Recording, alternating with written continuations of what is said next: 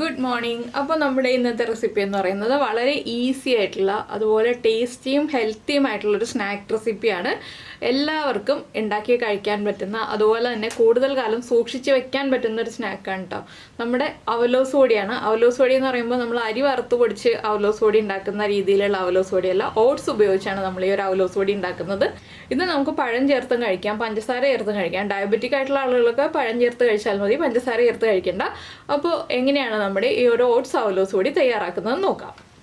നമുക്ക് നമ്മുടെ ഇൻഗ്രീഡിയൻസ് നോക്കാം. നമ്മളിപ്പോൾ 1 കപ്പ് ഓട്സ് എടുത്തിട്ടുണ്ട്, അതുപോലെ തന്നെ 1 കപ്പ് തേങ്ങ ചിരവിയത് എടുത്തിട്ടുണ്ട്, 1 ടീസ്പൂൺ എള്ള് എടുത്തിട്ടുണ്ട്, പിന്നെ വേണ്ടത് ഒരു 3 ഏലക്ക, 1/2 ടീസ്പൂൺ ജീരകം, പിന്നെ നമുക്ക് ആവശ്യത്തിന് ഉപ്പ്, ഒരു 1/4 ടീസ്പൂൺ ഉപ്പും കൂടി വേണം. അപ്പോൾ ആദ്യം നമുക്ക് ഓട്സും ഏലക്കയും ചേർത്ത് മിക്സിയിൽ ഒന്ന് തരിതരിപ്പായിട്ട് പൊടിച്ചെടുക്കണം. അതിനുശേഷം ബാക്കിയുള്ള കാര്യങ്ങളൊക്കെ ചേർക്കാം. ഒട്ടും നനവില്ലാത്തൊരു മിക്സിയുടെ ജാർ എടുക്കുക. ഇതിലേക്ക് നമുക്ക് ഓട്സ് ചേർത്ത് കൊടുക്കാം. അതുപോലെ തന്നെ ഒരു 3 ഏലക്ക അല്ലെങ്കിൽ 4 ഏലക്ക, നിങ്ങൾക്ക് ഏലക്കയുടെ ഫ്ലേവർ എത്ര ഇഷ്ടമാണോ അതനുസരിച്ച് ഏലക്കയുടെ എണ്ണം തീരുമാനിക്കുക. ഞാനിപ്പോൾ 4 ഏലക്ക ചേർത്തിട്ടുണ്ട്. 3-4 ഏലക്കയിൽ കൂടുതൽ വേണ്ട. ഇതൊന്ന് തരിതരിപ്പായിട്ട് പൊടിച്ചെടുക്കുക കേട്ടോ. ഒരുപാട് സമയം കറക്കി പൗഡർ പോലെ ആക്കി എടുക്കേണ്ട, ചെറുതായിട്ടൊന്ന് കറക്കിയെടുക്കുക. ഇപ്പോൾ നമ്മൾ ഇതുപോലെ ഓട്സ് പൊടിച്ചെടുത്തിട്ടുണ്ട്, ഏലക്ക ചേർത്തിട്ട് നന്നായിട്ട് ഫൈൻ പൗഡറായിട്ട് പൊടിഞ്ഞിട്ടില്ല, ഇതുപോലെ ചെറിയ തരികളായിട്ടാണ് പൊടിഞ്ഞിട്ടുള്ളത്. ഇതിലേക്ക് ഇനി നമ്മൾ എടുത്ത് വെച്ചിരിക്കുന്ന തേങ്ങയും കൂടി ചേർത്ത് ഒന്നുകൂടി ഒന്ന് കറക്കിയെടുക്കാം.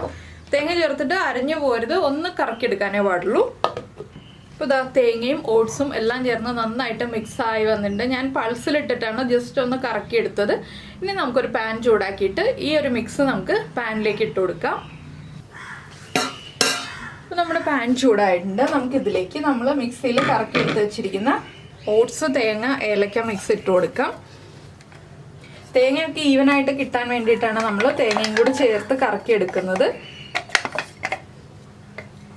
ഇനി നമുക്ക് ഈ ഒരു മിക്സിലേക്ക് നമ്മൾ എടുത്തു വെച്ചിരിക്കുന്ന എള്ള്, ഇത് ലോ ഫ്ലെയിമിൽ, ചെറിയ ഫ്ലെയിമിൽ വെച്ചിട്ട് നമ്മൾ വറുത്തെടുക്കുക കേട്ടോ, ഹൈ ഫ്ലെയിമിൽ വെക്കരുത്.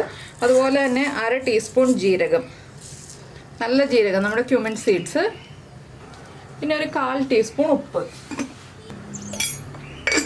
ഇത്രയും ചേർത്തിട്ട് ചെറിയ ബർണറിൽ ഹൈ ഫ്ലെയിമിൽ, ഏറ്റവും ചെറിയ ബർണറിൽ ഹൈ ഫ്ലെയിമിൽ വെച്ചിട്ട് ഇളക്കി മിക്സ് ചെയ്ത് വറുത്തെടുക്കുക. ഇത്രയേ ഉള്ളൂ നമ്മുടെ ഓട്സ് അവലോസ് പൊടിയുടെ പരിപാടി. പക്ഷേ ലോ ഫ്ലെയിമിൽ വെക്കണം, ഹൈ ഫ്ലെയിമിൽ വെക്കരുത്. ഹൈ ഫ്ലെയിമിൽ വെച്ചിട്ടുണ്ടെങ്കിൽ കറക്റ്റായിട്ട് കുക്കാവില്ല, കരിഞ്ഞു പോവും, അങ്ങനെയുള്ള പ്രശ്നങ്ങളൊക്കെ ഉണ്ട്. ചെറിയ തീയിൽ, നമ്മൾ സാധാരണ അരിപ്പൊടിയുടെ അവലോസ് പൊടി വറുക്കുന്ന പോലെ തന്നെ ചെറിയ തീയിൽ വറുത്തെടുക്കണം. അതാണ് നമ്മൾ ചെയ്യേണ്ട ഒരു പ്രത്യേകിച്ച് ശ്രദ്ധിക്കേണ്ട കാര്യം. ഇതൊരു 10 മുതൽ 15 മിനിറ്റ് വരെ നമ്മുടെ സ്റ്റൗവിൻ്റെ ചൂടനുസരിച്ച്, ബർണറിൻ്റെ ചൂടനുസരിച്ച് 10 മുതൽ 15 മിനിറ്റ് വരെ ടൈം എടുക്കും. കൈ എടുക്കാതെ ഇളക്കിക്കൊണ്ടിരിക്കണം ചൂടായി കഴിയുമ്പോൾ. അത് പ്രത്യേകം ശ്രദ്ധിക്കേണ്ട കാര്യമാണ്. അടിഭാഗമൊക്കെ ചേർത്ത് നന്നായിട്ട് സൈഡൊക്കെ ചേർത്ത് ഇളക്കി കൊടുത്തുകൊണ്ടിരിക്കുക. അപ്പോൾ ഞാനിതിങ്ങനെ ഇളക്കി എടുക്കട്ടെ. ഇടയ്ക്കൊന്ന് കളർ ചേഞ്ച് ആകുമ്പോൾ നിങ്ങളെ കാണിച്ചു തരാം. ചെറുതായിട്ട് കളർ ചേഞ്ച് ആയി വരുള്ളൂ. എന്താണെന്ന് വെച്ചാൽ നമ്മുടെ അരിപ്പൊടി കളർ ചേഞ്ച് ആയി വരുന്ന പോലെ ഓട്സ് അധികം കളർ ചേഞ്ച് ആയി വരില്ലല്ലോ. ഓട്സിൻ്റെ കളർ ഓൾറെഡി ഒരു ലൈറ്റ് ബ്രൗൺ ഷെയ്ഡല്ലേ, ലൈറ്റ് ബ്രൗൺ ഷെയ്ഡ് ആയതുകൊണ്ട് തന്നെ നമ്മുടെ അവലോസ് പൊടിയുടെ കളറാണ് ഇപ്പോൾ ഓട്സ് പൊടിച്ച് കഴിയുമ്പോൾ. അപ്പോൾ ഒരുപാട് കളർ ചേഞ്ച് ആയി വരില്ല.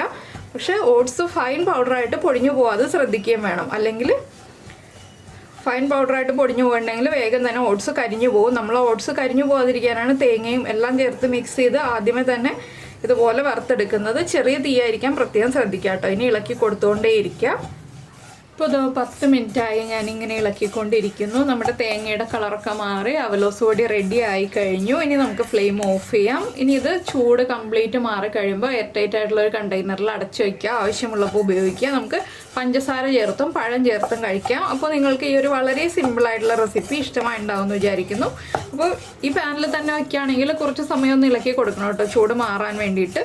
അല്ലെങ്കിൽ നമുക്ക് വേറൊരു പാത്രത്തിലേക്ക് ട്രാൻസ്ഫർ ചെയ്ത് വെച്ചിട്ട് ചൂട് മാറി കഴിയുമ്പോൾ എടുത്ത് എയർ ടൈറ്റ് ആയിട്ടുള്ള കണ്ടെയ്നറിലേക്ക് മാറ്റി വയ്ക്കാം. അപ്പോൾ നിങ്ങൾക്ക് ഈ റെസിപ്പി ഇഷ്ടമായിട്ടുണ്ടെങ്കിൽ ഒന്ന് ലൈക്ക് ചെയ്യാനും അതുപോലെ തന്നെ നിങ്ങൾക്ക് ഇഷ്ടമായോ ഇല്ലയോ, ഈസി ആയിട്ട് തോന്നിയോ എന്നൊക്കെ ഒന്ന് കമൻറ്റ് ചെയ്യാനും മറന്നു പോകരുത് കേട്ടോ.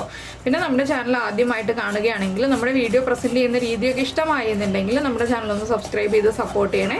സബ്സ്ക്രൈബ് ചെയ്യുന്നതിന് ഈ വീഡിയോയുടെ താഴെയുള്ള റെഡ് സബ്സ്ക്രൈബ് ബട്ടൺ ഒന്ന് ക്ലിക്ക് ചെയ്യുക. അതിൻ്റെ റൈറ്റ് സൈഡിലുള്ള ബെല്ലൈക്കണും ക്ലിക്ക് ചെയ്യുക. അപ്പോൾ ഓൾ എന്ന് പറഞ്ഞിട്ടൊരു ഓപ്ഷൻ കാണാം. ആ ഓളും കൂടി പ്രസ് ചെയ്തിട്ടുണ്ടെങ്കിൽ ഞാൻ എപ്പോഴും വീഡിയോ അപ്ലോഡ് ചെയ്യുമ്പോൾ നിങ്ങൾക്ക് നോട്ടിഫിക്കേഷൻ വരും. അപ്പോൾ എന്തായാലും നമുക്ക് നമ്മുടെ അടുത്ത റെസിപ്പിയുമായിട്ട് വീണ്ടും കാണാം.